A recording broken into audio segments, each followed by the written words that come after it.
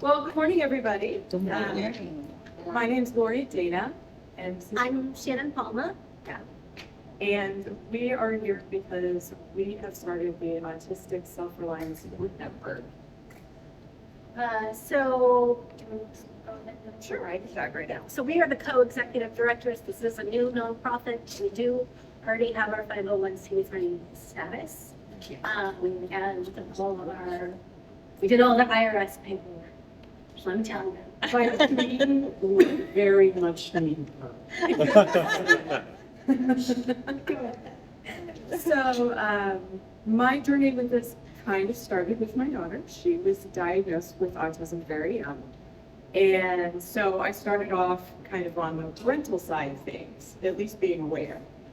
And I have to say that experience was not entirely positive because the portrait they painted of my child did not match the child that I knew I had at home.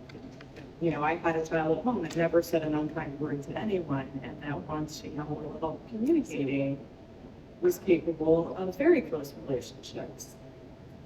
They just looked a little different than they do in a more typical person. So I got very interested, as you might understand, in what her educational journey was going to look like. And I ended up getting a master's degree in special education. And that is my kind of day job right now. So as she got older, she's 22 now, looking at transition plans. First of all, they're not really plans. If any of you know someone who receives special services in school, you'll know it's more like a menu of very expensive services that you can find and hire, essentially. Just to give you one example, when it was time for her to choose colleges, they really wanted to push her into a small private college where we could then pay $30,000 additional a semester and get someone to check in with her and make sure she was going to class. So that, and the reality is that as she's gotten older too, none of those services actually help her to thrive. They don't really help her in the job market. They may help her on a very basic level, go through a checklist and function. They can help her to survive, but they won't really help her be able to express herself and be the person she is. The emphasis is pretty much on how to behave more like a very typical person. So as she's gotten older, I've gotten more and more interested in that and in helping so many other people that I know are out there, the increasing diagnosis, the increasing later age diagnosis, to actually be able to change their environments so that they don't always have to change and mask, they can actually thrive just as they are. So my story is a little bit different. We have been friends for 27 years, I will say that. We met when I was in college and Lorien was the office manager for the Writing Center, and she's my college friend. So my cousin was diagnosed, my male cousin was diagnosed when we were kids. And I remember my mom reading like everything she could find on, at the time it was Asperger's, but then she just put it on a box and said, "You're gifted." So everything so I grew up being like, yes, all of my problems are because I'm smart, which is actually really common for late diagnosed women. But I knew I thought really differently from the people around me, and I was trying to explain that. Like I can remember trying to explain that in 5th grade, telling someone, no, and drawing diagrams like, you think in a line, I think in a web. Like, but again, like, just because I'm smart and I'm arrogant, so that's what is driving this insistence that I'm different. So I had what is fairly typical for a late diagnosed adult trajectory, where I would have like success, failure, success, failure, success, failure. I would get to a certain point and then something would happen and I couldn't cope, or follow through, or people. There would be a lack of integrity in the organizations I was with, and that would harm my ability to function over time. So I went to a top 10 film school, dropped out. I was a makeup artist at Macy's for 3.5 years and spent a lot of time alphabetizing lipsticks, which is actually really soothing. But then I went back and I decided to get a PhD, and I wanted to study, like, why are other people so weird? So how do people get invested in stories, symbols, and ideas that aren't in their best interests? Because I would look around and I would see this, like, people were really invested in things that just weren't true. And the story they were getting was like, that's not reality. I'm not sure. What is this mass delusion? So what I did not realize at the time was that I was thinking extreme general to specific neural processing. So like extreme neurotypical processing. So if you want to talk about deficits, I can talk about deficits.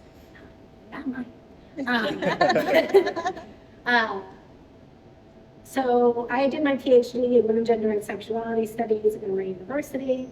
I won an award for like best dissertation and decided I was not going to be a professor because that involved too much peopling and politics and like constant peer review, and that was just not in the jam. So I did diversity and inclusion work, I did some marketing, and again, like I would have like a timeline of how long I could stay at a job before the contradictions in that environment would get too much and I just needed to leave. So I did that, and then I was recruited to found a master's program in writing and digital communication at a small private liberal arts college, and this was a job that I should have been awesome at. And I was so excited to take it, and I wanted to go back and continue my research because I started researching like, male supremacist ideology online and like incels and people who are extremely invested in the patriarchy and how that connected to the general to specific neural processing. But so I thought, this is great, I'm gonna do this. Tanked. It was a glorious conclusion.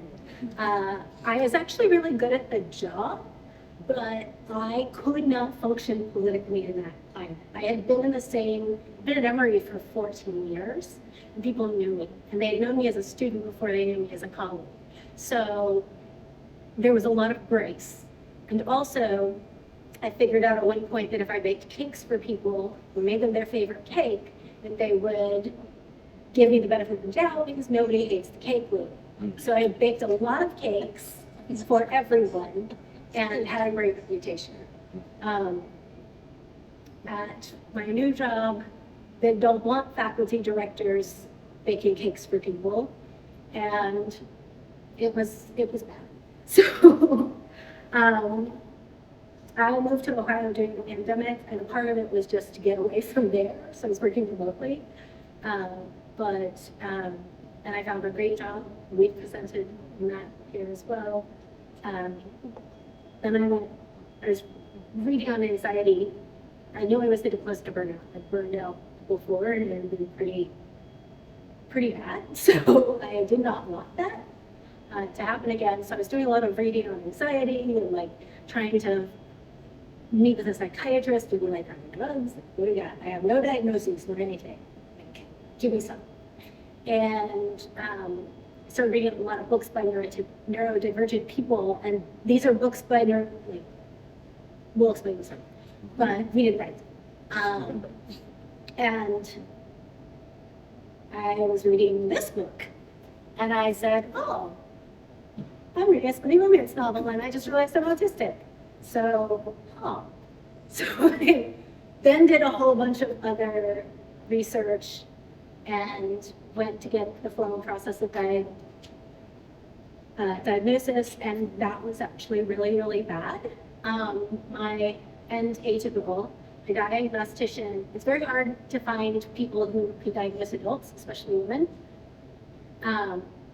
So my diagnostician was very excited he was trying to break into that area. I'm very excited about the grade. He experienced transference during our sessions and confused me with his sister. And at one point, he started crying and told me that I would be dead by now because I had said I didn't agree with lying. And then he started talking about how I was going to get raped and murdered.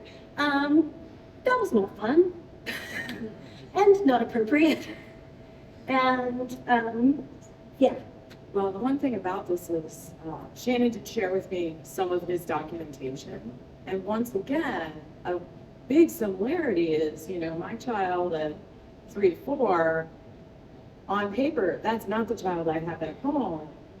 I know Shannon a really long time, her entire adult life, really. And the person on that paper is not at all the person I know. So there is clearly a disconnect in how the people that are supposed to provide these services are perceiving the folks they're supposed to involve. Yeah. So my diagnostic report, well, I reported him to my therapist and was like, can you check on him? I think he's having a nervous breakdown. And he got very offended by the fact that I told someone about his behavior. And my initial diagnostic report diagnosed me as needing level 2 social support, said I was incapable of empathy or caring about anything other than my own happiness, and a whole bunch of other things as well. This is where privilege comes in. I have a PhD, an interdisciplinary PhD from a university that has a very strong medical program and medical system. I know a lot of doctors in Atlanta. They know a lot of high-level medical people in Atlanta personally. Like, hey, so-and-so's directing that CDC center now. Like, so I have privilege because of that. And my therapist was the immediate past president of the Georgia Psychological Association. So yeah, like, so I took it to her and I said, I want to respond to this when we do. And we worked together and basically went through the edit and said, this is not my experience. My experience is blah, blah, blah. In the final, and then I paid my therapist to be there for the debrief meeting because I didn't want to be alone with him. And he, at that point, kind of threw himself on the mercy of the court. He said, yes, I'm so ashamed of myself. I did use your diagnostic report to cover up my actions. I'm so sorry. I will incorporate these changes. Thank you for teaching me. So clearly there's the need for support and advocacy for people who actually understand the folks they're meant to help. And really, I think the best people to help folks with autism are people with autism. I have not been formally diagnosed. I'm not sad about that based on your experience. But I have to tell you, as my child grew up and I saw how she developed, it answered so many questions about my own development and ways in which I diverged from the typical. And I have to say, we are a very neurodivergent household. Everybody has their challenges, but we all have so many strengths. And that just only sometimes get utilized and only sometimes get noticed.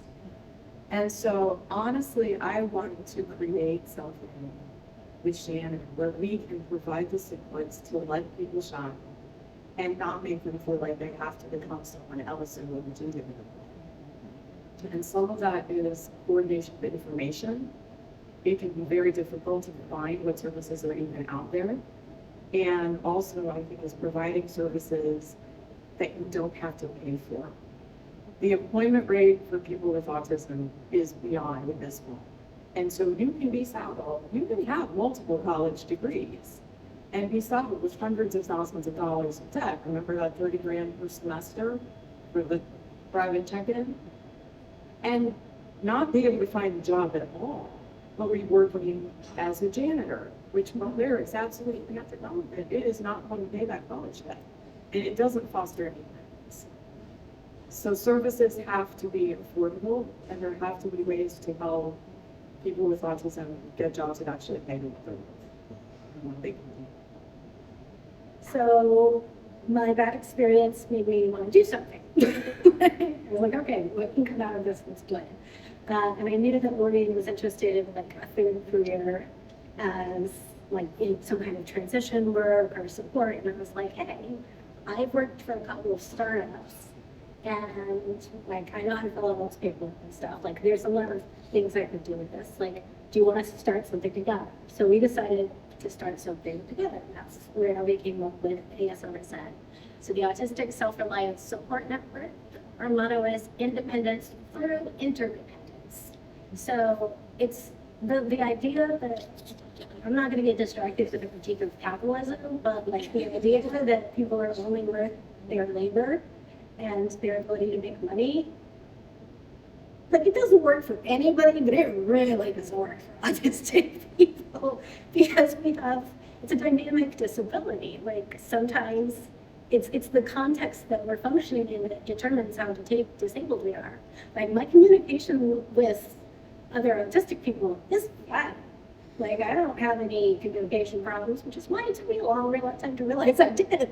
I just thought there were these like strange people out there who were dumb. The experience, I always felt like I was doing it wrong. You know, some people seem to get me, and they also tended to be a little atypical. And then I think that I'm just, you know, I'm like, I'm womaning wrong, I'm adulting wrong. But it turns out it's not wrong. It's just different. So, with a little bit of research, the autism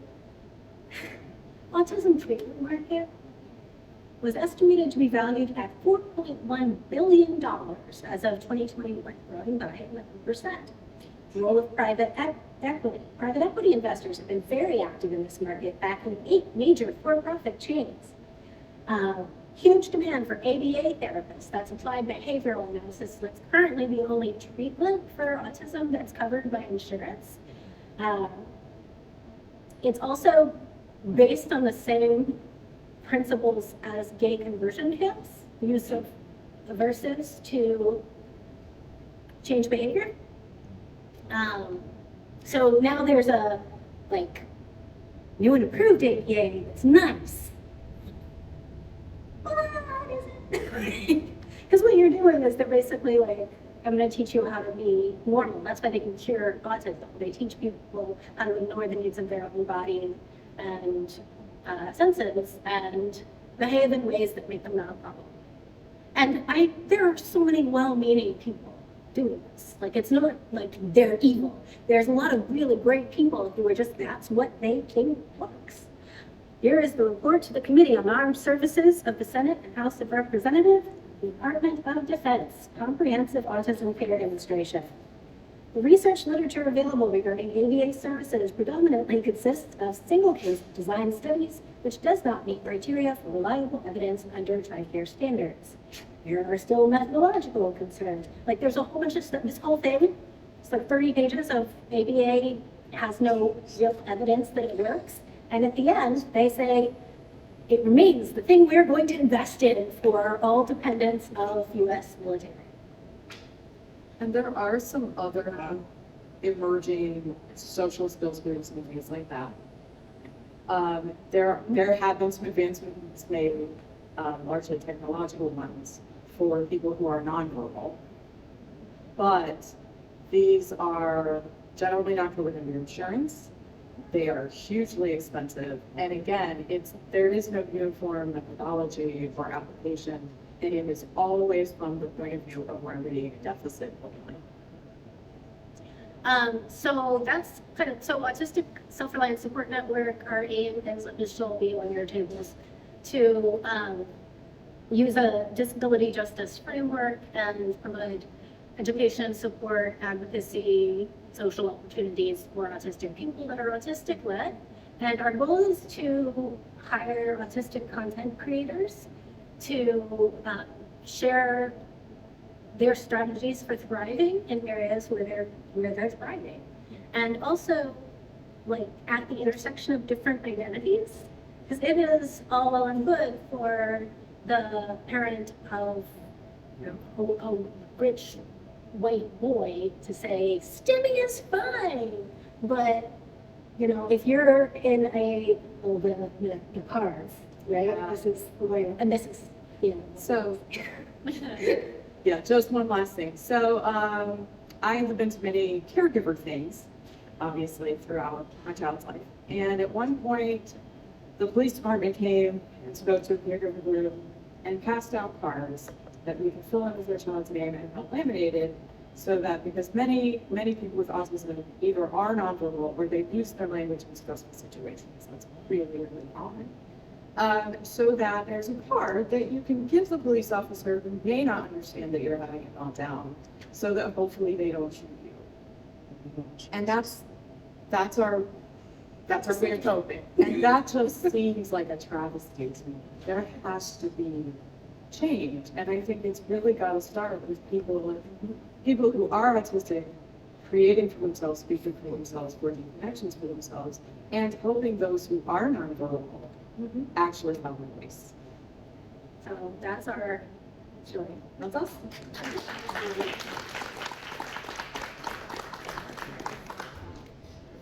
Okay, I'm gonna borrow this one. So thank you so much. I think it's really important to hear the stories behind what we're creating. So I'm gonna open it up for questions. We have about 20 minutes of questions. And then remember, the very last question we'll ask is, what can we do as a community to support you? So who's got a question?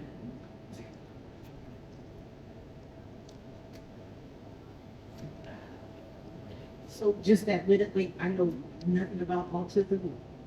It may oversimplify it, but what is autism and what isn't? Because I heard you say earlier, people have been giving. Okay, autism, well, do you want to start? Autism has been called the developmental disability because it affects so many areas, primarily though the area of communication. The sort of stereotypical autistic person doesn't make eye contact, which is interesting in an era of cell phones, because I have to tell you, children now don't make eye contact, but they typically have trouble forming personal relationships. They often do not respond to social cues. The stereotypical idea is of a person who is almost robotic, very focused on logic and facts, often a savant. Think Sheldon, Big Bang Theory, that's a good example. But honestly, people with autism are so different from each other, and that's part of the thing that makes this so difficult for people to kind of wrap their heads around it. Because if you know one person with autism, you literally know one, and you can't generalize on them. So also there's been, there were a variety of different diagnoses, from Asperger's to, I'm going to forget all the names. They were all, the last, the DSM-5, I think it was, they were all lumped under autism spectrum disorders. So previously, you were autistic if you were nonverbal when you were a child. If you were Asperger's they used to call it childhood schizophrenia. But if you couldn't, if you could speak. So if you didn't have an intellectual disability, then you got Asperger's. And people wanted their kids to, if they were going to be autistic, get the Asperger's diagnosis, because that's like, and there's like a whole Aspie supremacy movement, which is completely nuts. But, Well, I think it's important to point out too, part of the reason why so many people get diagnosed later in life, people like our age, is that back in the 40s, 50s, and 60s, it was thought that autism was actually caused by severe maternal abuse that was so severe that a child could not bond with the parent, and that's what caused the problem. So it was actually standard to take children away from their mother and put the mother in intensive therapy. We called them refrigerator moms. Sorry, it makes me a little emotional. And that was still true in the 70s. So that accounts for a lot of women who are in middle age or approaching middle age, I think, not getting diagnosed. And I think the other reason is by reason of training or whatever our expectations, women tend to mask or our symptoms present differently in a way that's just not often seen or acknowledged. But I think there are a lot of older adults out there that didn't get diagnosed because of that huge stigma and the fact that it would literally tear a family apart.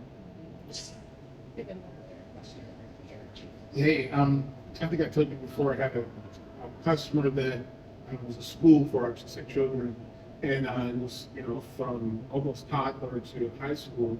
And it wasn't until then that I realized what you're saying is how wide of a variety people are in that spectrum. So, for me, I spent a few years with them, getting to know teachers and students and seeing them. So I think this is very much needed because I didn't realize, again, I now know that there are people that I grew up with had autism that we just thought, are we treating, in my teens, maybe not me necessarily, but I'm saying generally, after seeing that. So I just want to say, thank you, right, in general, for society, something like this is definitely needed so people can help identify that earlier. And another thing I want to say is, one thing I did see within that organization was a big divide in how they were treated, right? So the ABA was new. What came before that? What became, when I say ABA, I guess creating is it the IEPs? I don't know if that's part of that plan also. But what before the ABA came through, how did they categorize it? How did they treat it? Well, it was often misdiagnosed for people who were verbal. And a lot of symptoms do, like autism and ADHD are kind of like BFFs. They have a lot of OCD, has a lot of the same. Those sensory processing differences can really present in ways that make it look like other things. So it was typically verbal children got different treatment than nonverbal children. Nonverbal children are almost always institutionalized and frequently not educated. They may or may not be taught sign language, depending. Before ABA, ABA actually was considered a breakthrough, but it did at first use a lot of impulsive techniques. So like punishing someone for not behaving in a normal way. By the time you get to, I would say the 70s and 80s, then you see a twist to, it's more humane, it's gentler, but it's still, the idea is to reward behavior that is typical and punish behavior that is not. So, and by not typical, I mean the need to stim. Many autistic people need to move. It's how their body processes the sensory input they get, and they need it to avoid sensory overload. That is a big no-no in ABA. So it's like training people out of doing that, making them sit still. People with ADHD also have a problem in this area, so you see how it kind of overlaps. And also, I should point out to you, just as there's diversity in people with autism, there's also diversity in individual approaches to autism. Not every therapist who works with an autistic child is going to do these things. And there are people who are tremendously empathetic and do the research and really try to understand. We're trying to find those people and get the word out about them. So, but that's kind of the educational history. Okay, just a quick question. My wife and I have 6 children and 6 grandchildren. We don't have an understanding of autism, but now we know that at least some of our grandchildren are soon to be, they're young, potentially diagnosed. And I want to know, I have 2 questions. What is this concept of being on the spectrum? And then 2, as grandparents who apparently every kid comes to our house looks like we want to create obviously a nurturing and safe and loving environment. We have, I'm pushing 60. There's a certain way we grew up with how children should behave. Right? So I want my wife and I to understand how to create a loving and nurturing environment for our grandchildren who are potentially soon to be diagnosed with autism. Some degree of. So I'm gonna go into neuroscience for a second here, because I think that's explain. The way that we're taught that baby brains develop, the way that's like the norm typical, is we're born with too many active neurons, and then there's a weaning process that happens after we're born where we learn what sensory information is important. And so we basically code both our environment, but also our culture, into our brains. That's very efficient, not necessarily super accurate, very efficient. All right, and so they learn to prioritize the sound of mom's voice over the air conditioner, right? And what behavior gets rewarded and all of that. And all of those patterns are automated in the brain, so then they just happen. There's no active cognition happening. Those conclusions are just moving. One of the downsides of this is so tangent is there have actually been studies and neurotypical people perform these snap judgments will actively not sit with an autistic person based on like 10 seconds of seeing them move, just like be in space. Something about the way that we exist sends up a warning flag to an unconscious part of the brain. That does not happen when the first communication is non-personal. But autistic baby brains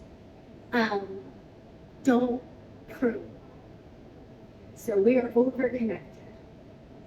So we have to learn to do things. It's not that we can't learn to do things, but like you can lose your speech at a certain point when you're a child because your brain's trying to process all these other different, the world's getting more complicated. Your brain's trying to learn to process all these things and has to create workarounds. So like my brain is full of empty and strain. And I thrive with my empty and strain. I can do most of the things that like anybody else can do.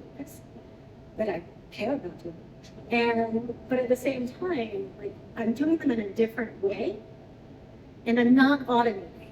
So I'm doing them manually. So like every morning, I have to wake up, and I have to remember to feed my animals, and I have to remember to take my dog out, and I have to remember to grind the coffee, and then scoop the coffee, and then put it in, and like the number of times that I've accidentally scooped coffee beans into my hair, it's like I missed a step, right? It's not automated. I have to actively remember. So that's very draining. It takes more energy. It's also when you're a kid and you're just learning all of those things, it gets interpreted as not caring. Like, oh, you just didn't care. As opposed to, I'm 45 years old and my cat can throw up on the floor, and if I walk by and I don't immediately stop whatever I'm doing and take care of it right then, it's gone from my brain until the next time I see it. Like, I don't remember. I didn't have time for it to imprint. Because my brain's busy doing all these other things. Like, the air conditioning experiment. Well, and I think from a standpoint of kind of being on the outside of that, looking in, especially with young children, I think the biggest thing you can do is just understand that if there is a meltdown or something that they find really challenging that you think they ought to be able to just do, take a breath, make sure you're calm, and give them some grace. And know that it is probably not on purpose. Whatever snag you've hit, it is probably not on purpose. And that even though the affect may be flat, they may not look upset, but if they're withdrawn and not talking, that there is something going on and they are struggling with something. Also, those visual cues and things are huge to get through their day. Things like check and see if there's something you have to clean up off the floor, because that helps with that automaticity. If you are finding yourself in the role of kind of teaching them to get through their day, if you're providing that structure for them, the more support you can give them, visual, auditory, and you know them best. You'll figure out what works. But just that moment of grace of just, hey, they're struggling with that for whatever reason. Okay, so let's figure it out. And don't rely on them in the moment to be able to tell you what they're struggling with. That's the other thing. is that language often deserts us right when we need it the most. When we're and that is asking how they feel in their body, because the words, if you have sensory processing differences, who knows if you or not, if they have sensory processing differences, if they say they're hot, they're meaning something different from when you say they're hot. So one of the things that's for autistic people, our sense of interoceptions, our awareness of our body, is overconnected. We have to be around it. Like we're not, and we're also taught to ignore what our body is telling us, like all our discomfort in order to get through there. So we tend to, that's why I've got the body keeps the score here. This is book on trauma. And I think if you have an autistic child in your life, it's very hard to read. But I mean, like understanding complex PTSD is important because just existing in the world is likely over time going to create that. And it's just this like, you know, I have to support myself. I can't not leave my house. I kind of enjoy the pandemic, but you know, most of the time I can't not leave my house. So regardless of whether I have to ignore my body quite a bit. So it's not like because you find yourself in being here. So I had a student who kept complaining about the heat. It's a 10-year-old boy. We were out on the playground. Most people would have thought he was lying. Honestly, I kind of did it first. The second or third day, I stopped and I said, how do you feel in your body? And he had early warning signs of heat stroke. His body was processing the sensory input differently than the rest of the kids. So we immediately brought him inside, set him under the table, and tried to put him to lay down and cool down. And his participation went for the rest of the week. So slowing down, listening, and not every kid is the same. Yep. Okay, we have 2 more questions right here, and then we'll probably have time for what can we do for you. Okay. I'll try and be quick with this, but I, came from big business and I founded some businesses and were, employers and had some folks that have been on the spectrum. And we've tried to develop plans for them. I think the big difference is they all come from big business where conformity standards and processes and things like that haven't been the things that have made them successful. I think there's a great environment in small business and startups where you can have flexibility to use people's strengths. The challenge we've always had, two-pronged, right? One is we want to help, but as an employer, there is, Americans with Disability Act and so on and so forth, so we're restricted on how much we dig into that. So we rely on the employee to develop a plan with us, and it's turned into a lot of kind of trial and error, failures and things like that. Has there been discussion in your Self-Reliance Network about building that written plan for that individual to share with their employers and how to thrive, even coming out of the gates in an interviewing process to be able to develop a job description for that individual? That's something we really want to do. It's not currently happening, but we really want to do.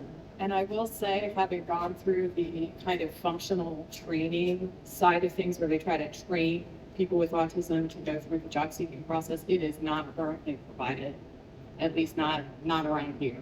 Not something that is effective.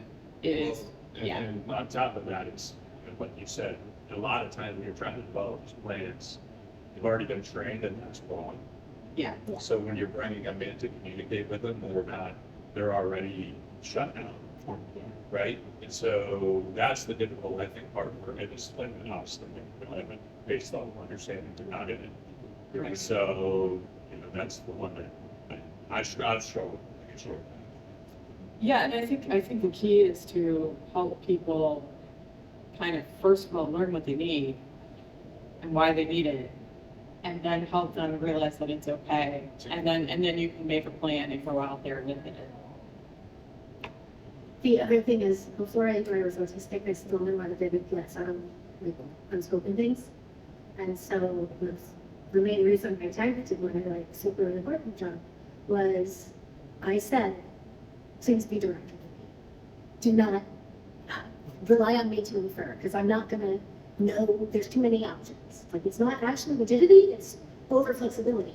There are too many things this can do. So what I need is for you to just tell me what you want. And the culture of that organization was very much like being firm. So I could not function. And it got to the point where I was sleeping, I wasn't eating, I was drinking more than I should. I was really close to burnout by the time that I left. And I left knowing that I probably would never get another faculty job because that's the culture. Like, you can't just leave a faculty job mid-semester. But I did, because otherwise it was killing me. I sat in a meeting and I stopped being able to see. I was like, huh, that's weird. Okay, one more question here. So first off, thank you all for sharing and for the work that you're doing and filling that gap in the community. My sister-in-law, she is autistic. She's about 25, and she's an excellent writer. And I know you all have mentioned something about one of your goals being to help autistic content creators. So maybe you can speak a little bit more on that, what that looks like. So right now, a lot of the actually fairly accurate information on autism is on social media. Unfortunately, there's no filter for what's accurate, what's just somebody talking hey, this is it. I read an article.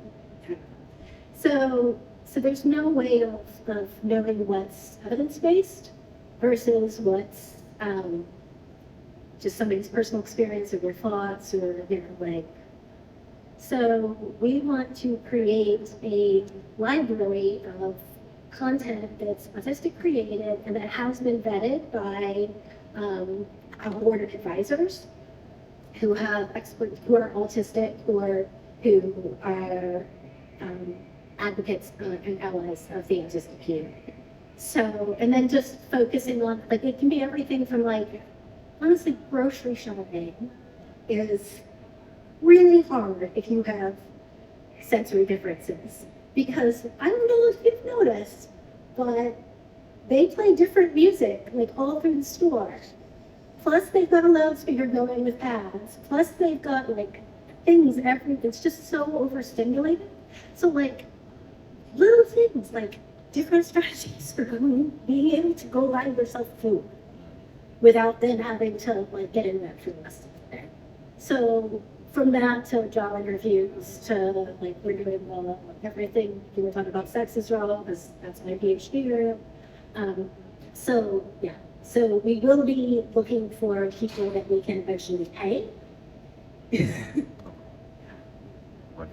Good questions. I'm going to sneak in one last question, as I always do. So you guys have started this recently, right? So I've heard a few things about what you want to do, who you want to support. So I've heard you want to support the individual or groups, and then I've also heard, okay, hey, we need to help educate, large employers and things like that. So I mentioned this example earlier when I used to work with women who are pregnant. I get medical center students that would come to me and say, hey, can we teach your moms how to advocate for themselves? Because maternal health is really bad, blah, blah, blah. Yeah, well, turn around and go talk to your doctors and teach them what they should be doing. So, I really appreciated when you said, hey, we're trying to do this. We don't really know how to do it the best way.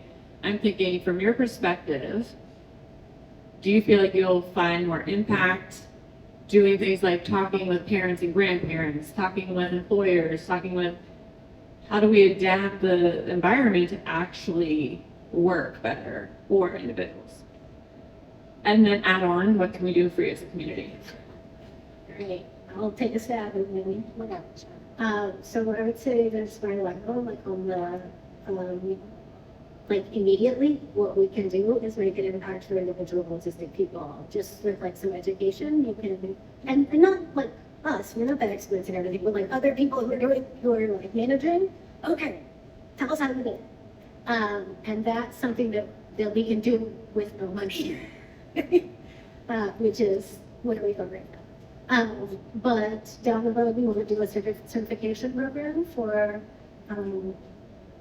professionals who support autistic people in the autistic community that will basically say that you've gone through training by the autistic community or like by a group from the autistic community and to privilege those voices. So that I think will be the highest large scale impact, 100%. But that also requires more relationship building and things like that. And I've done a lot of like organizational trainings and things like that before. Like we can do that. Now we just started. So we're the heroes. Do it. Well, and I think I come from an educational background, obviously, and I think honestly, a lot of the same resources that we are hoping to provide to individuals would also be helpful to people in HR departments or in these larger companies to really understand the nature of the supports that they need to put in place. Often we are not elaborate at all, and I think that's what people misunderstand. Sometimes it is as simple as, filtering out noise or allowing an additional 5 minutes think time. Yes. Slightly flexible scheduling. So I think all of that is it's in there because obviously you don't put the one without the other. And what you can do for us is we put our flyer for our first webinar on the tables. If anyone is interested in taking that, you can register with the QR code. And the flyer that has our mission and everything has the QR code for our newsletter, so you can sign up for that. But the main thing is, and we put some books out here, some of these are like, just educate yourself by listening to autistic people. So more established self-advocacy organizations, including the Autistic Self-Advocacy Network and the Autistic Women and Non-Binary Network. As you will know, we've all named ourselves in the network because really, like, that interdependence thing is really important. So we've got some books up here that some of these are just fiction by autistic people, featuring autistic characters that are not about autism, like romance, like intrigue. And then this is a book about trauma that I think is really important to read. And Unmasking Autism is a great book on women and people of color just weren't diagnosed before the 90s. So there's some great resources in that. And I Will Die on This Hill just came out. And this is a book by an that's not autistic mom of autistic children and an autistic mom of autistic children. And they write back and forth in conversation with each other about what kids deserve from us. Like, because there's a lot of conflict between the allistic community that kind of sees itself as the impacted by autism community and the actually autistic community. Because, it's really easy not to listen to us because we have social communication disorder. So, like, if you want to validate everything that I've said, you can just decide I communicate too well and I'm not autistic enough, which is what they did. So we're going to sign up for your webinar. We're going to sign up for your newsletter. We're going to read some books. Yes. We're going to reach out if we want you to do some training.